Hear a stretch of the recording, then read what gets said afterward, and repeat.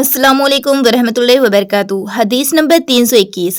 معاذہ بنت عبداللہ نے کہا کہ ایک عورت نے حضرت عائشہ رضی اللہ تعالی عنہا سے پوچھا کہ جس زمانے میں ہم پاک رہتے ہیں حیض سے، کیا ہمارے لیے اسی زمانے کی نماز کافی ہے؟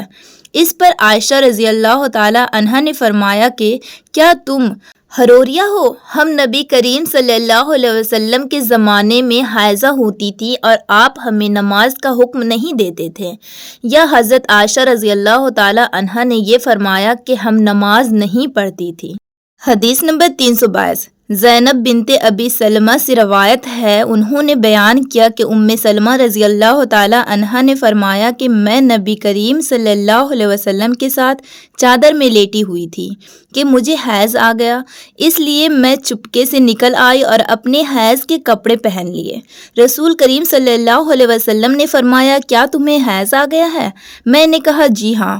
پھر مجھے آپ نے بلایا اور اپنے ساتھ چادر میں داخل کر لیا۔ زینب نے کہا کہ مجھ سے ام سلمہ نے بیان کیا کہ نبی کریم صلی اللہ علیہ وسلم روزے سے ہوتے اور اسی حالت میں ان کو بوسہ لیتے، اور میں نے اور نبی کریم صلی اللہ علیہ وسلم نے ایک ہی برتن میں جنابت کا غسل کیا۔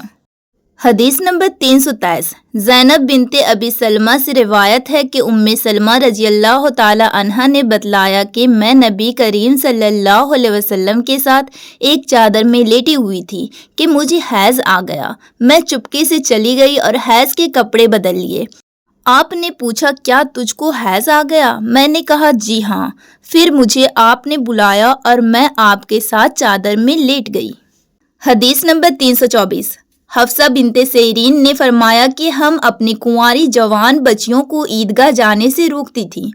پھر ایک عورت آئی اور بنی خلف کے محل میں اتری، اور انہوں نے اپنی بہن ام عطیہ کے حوالے سے بیان کیا، جن کے شوہر نبی صلی اللہ علیہ وسلم کے ساتھ 12 لڑائیوں میں شریک ہوئے تھے، اور خود ان کی اپنی بہن اپنے شوہر کے ساتھ 6 جنگوں میں گئی تھی۔ انہوں نے بیان کیا کہ ہم زخمیوں کی مرہم پٹی کیا کرتی تھی اور مریضوں کی خبرگیری بھی کرتی تھی۔ میری بہن نے ایک مرتبہ نبی کریم صلی اللہ علیہ وسلم سے پوچھا کہ اگر ہم میں سے کسی کے پاس چادر نہ ہو تو کیا اس کے لیے اس میں کوئی حرج ہے کہ وہ نماز عید کے لیے باہر نہ نکلے؟ آپ نے فرمایا، اس کی ساتھی عورت کو چاہیے کہ اپنے چادر کا کچھ حصہ اسے بھی اڑا دے، پھر وہ خیر کے مواقع پر مسلمانوں کی دعاؤں میں شریک ہو، یعنی عیدگاہ جائیں۔ پھر جب ام عطیہ آئیں تو میں نے ان سے بھی یہی سوال کیا۔ انہوں نے فرمایا، میرا باپ آپ پر فدا ہو۔ ہاں، آپ صلی اللہ علیہ وسلم نے فرمایا تھا۔ اور ام عطیہ جب بھی حضرت صلی اللہ علیہ وسلم کا ذکر کرتی تو یہ ضرور فرماتی کہ میرا باپ آپ پر فدا ہو۔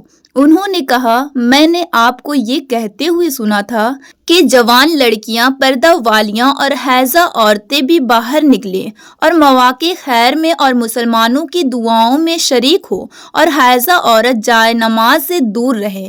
حفصہ کہتی ہے، میں نے پوچھا، کیا حائضہ بھی؟ تو انہوں نے فرمایا کہ وہ عرفات میں اور فلاں فلاں جگہ نہیں جاتی، یعنی جب وہ ان جملوں مقدس مقامات میں جاتی ہیں تو پھر عیدگاہ میں کیوں نہیں جائیں؟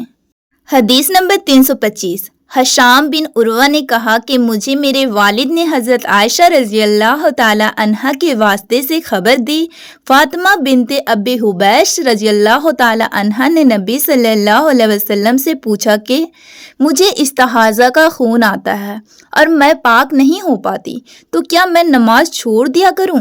آپ صلی اللہ علیہ وسلم نے فرمایا، نہیں، یہ تو ایک رگ کا خون ہے۔ ہاں، اتنے دنوں میں نماز چھوڑ دیا کر جن میں اس بیماری سے پہلے تمہیں حیض آیا کرتا تھا، پھر غسل کر کے نماز پڑھا کر۔ حدیث نمبر 326۔ محمد بن شیرین نے بیان کیا، وہ ام عطیہ سے آپ نے فرمایا، ہم زرد اور مٹیالے رنگ کو کوئی اہمیت نہیں دیتے تھے۔ حدیث نمبر 327۔ حضرت عائشہ رضی اللہ تعالی عنہا سے، جو حضرت صلی اللہ علیہ وسلم کی بیوی ہے، کہ ام حبیبہ 7 سال تک مستحاضہ رہیں۔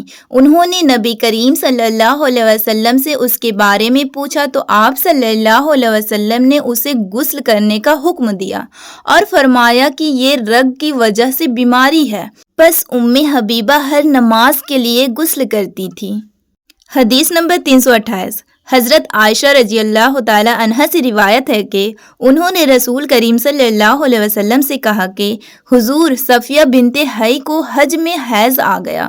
رسول اللہ صلی اللہ علیہ وسلم نے فرمایا شاید کہ وہ ہمیں روکیں گی، کیا انہوں نے تمہارے ساتھ طواف زیارت نہیں کیا؟ عورتوں نے جواب دیا کہ کر لیا۔ آپ نے اس پر فرمایا کہ پھر نکلو۔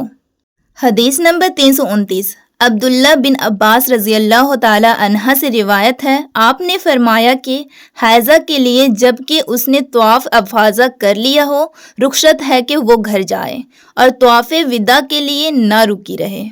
حدیث نمبر 330 ابن عمر رضی اللہ تعالی عنہ ابتدا میں اس مسئلے میں کہتے تھے کہ اسے بغیر طواف وداع کے جانا نہیں چاہیے، پھر میں نے انہیں کہتے ہوئے سنا کہ چلی جائے، کیونکہ رسول اللہ صلی اللہ علیہ وسلم نے ان کو اس کی رخصت دی ہے۔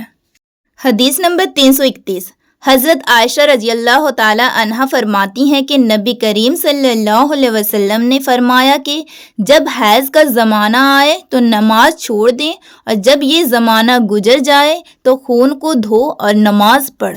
حدیث نمبر 332 سمرہ بنت جندب سے روایت ہے کہ ایک عورت ام قاب جچکی میں مر گئی تو حضرت صلی اللہ علیہ وسلم نے ان کی نماز جنازہ پڑھی، اس وقت آپ ان کے جسم کے وسط میں کھڑے ہوئے۔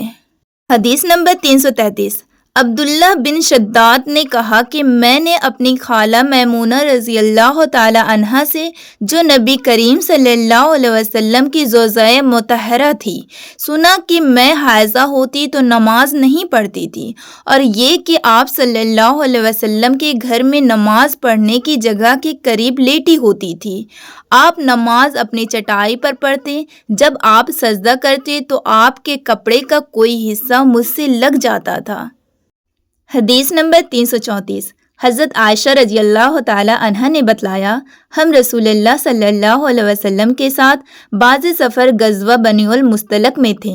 جب ہم مقام بدا یا ذات الجیس پر پہنچے تو میرا ایک ہار کھو گیا۔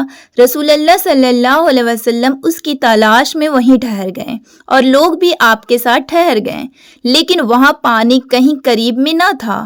لوگ حضرت ابوبکر صدیق رضی اللہ عنہ کے پاس آئے اور کہا حضرت عائشہ رضی اللہ عنہ نے کیا کام کیا کہ رسول اللہ صلی اللہ علیہ وسلم اور تمام لوگوں کو ٹھہرا دیا ہے، اور پانی بھی کہیں قریب میں نہیں ہے اور نہ لوگوں ہی کے پاس ہے۔ پھر ابوبکر صدیق رضی اللہ عنہ تشریف لائے اور رسول اللہ صلی اللہ علیہ وسلم اپنا سر مبارک میری ران پر رکھے ہوئے سو رہے تھے۔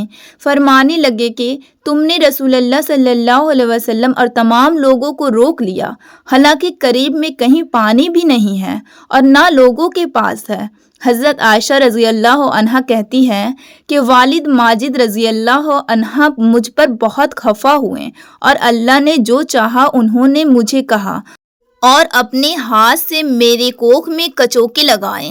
رسول اللہ صلی اللہ علیہ وسلم کا سر مبارک میرے ران پر تھا، اس وجہ سے میں حرکت بھی نہیں کر سکتی تھی۔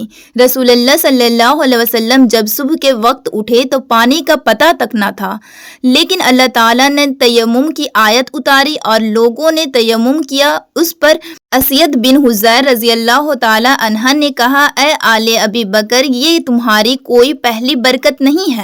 عائشہ رضی اللہ تعالی عنہ نے فرمایا پھر ہم نے اس اونٹ کو ہٹایا جس پر میں سوار تھی تو ہار اسی کے نیچے مل گیا۔ حدیث نمبر 335 جابر بن عبداللہ نے خبر دی کہ نبی کریم صلی اللہ علیہ وسلم نے فرمایا مجھے 5 چیزیں ایسی دی گئی ہے جو مجھ سے پہلے کسی کو نہیں دی گئی تھی۔ 1 مہینے کی مسافت سے رعب کے ذریعے میری مدد کی گئی ہے اور تمام زمینیں میرے لیے سجدہ گاہ اور پاکی کے لائق بنائی گئی۔